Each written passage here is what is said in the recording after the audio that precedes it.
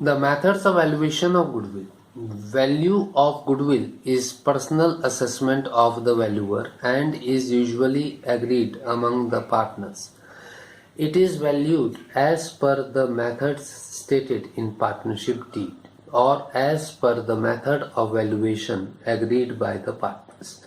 So, the valuation of goodwill is based on the method stated in the partnership deed or the method that has been mutually agreed by the partners. However, following three methods are followed for valuing goodwill. Number one, average profit method. Goodwill under average profit method can be calculated either by the following methods. Number one, simple average profit method. Under this method, normal business profit earned by the business for the specified number of years are considered. Normal profits earned by the business for several years past are taken into account under the simple average profit method.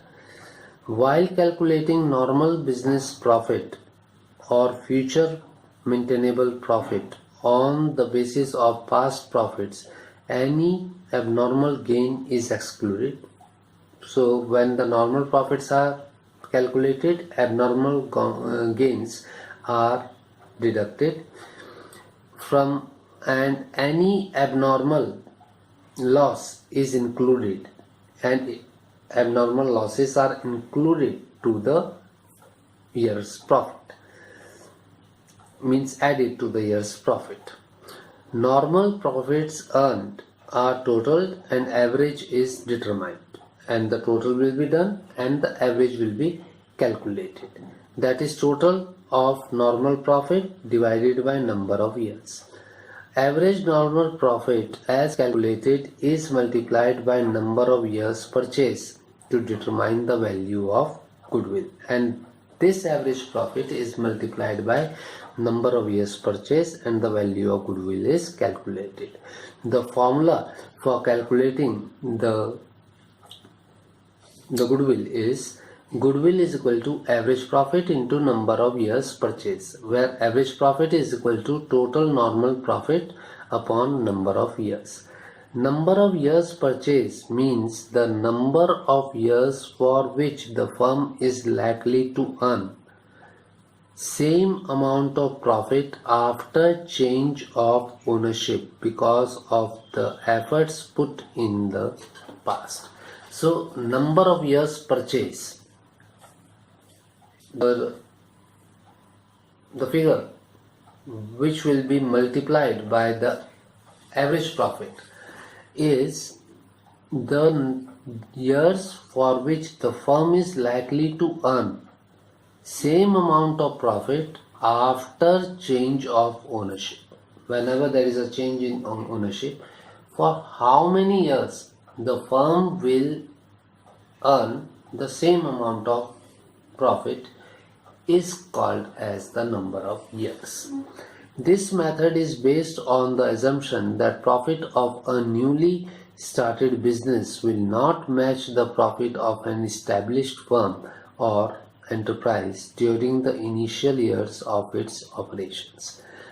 The basic assumption behind this method is that the profit of a newly started business will not match the profit of an established firm. So generally it also happens that a new business may not earn the same amount of profit which an existing firm which is already doing its business in the market earns.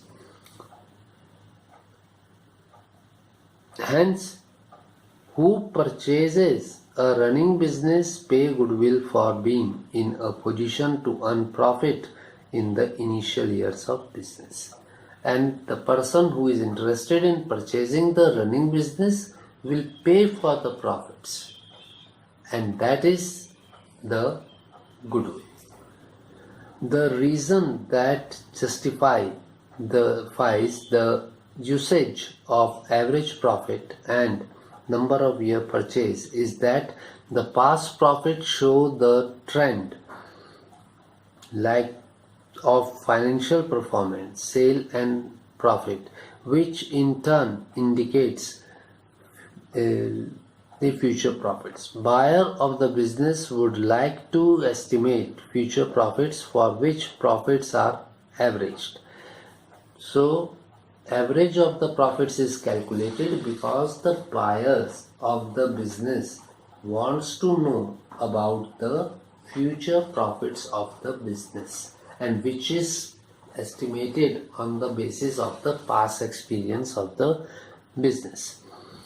Buyer would also like to estimate the number of years business is likely to earn that profit because of the efforts put in the past.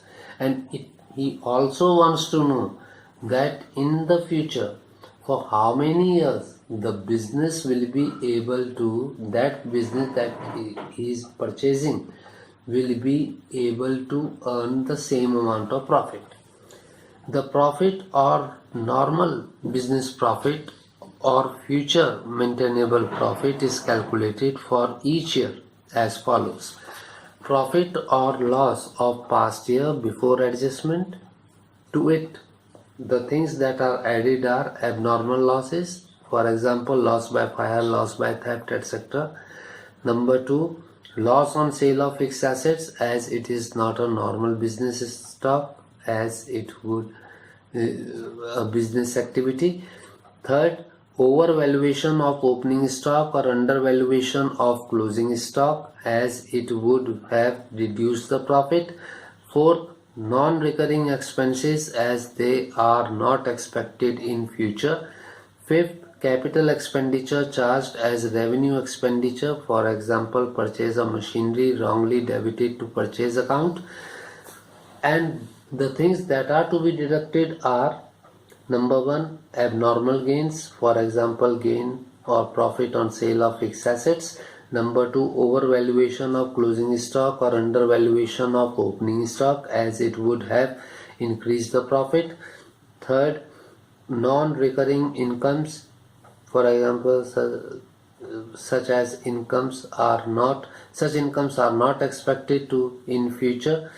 Then fourth, income from non-trade investments, as it is not related to normal business activities.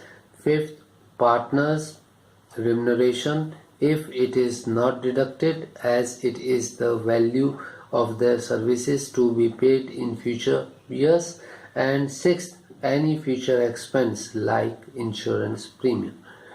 The average profit method has the drawback that in it the trend of profitability is not considered, since each year's profit are given equal weightage. Distinction is not made between a business having rising profits and one with falling profits.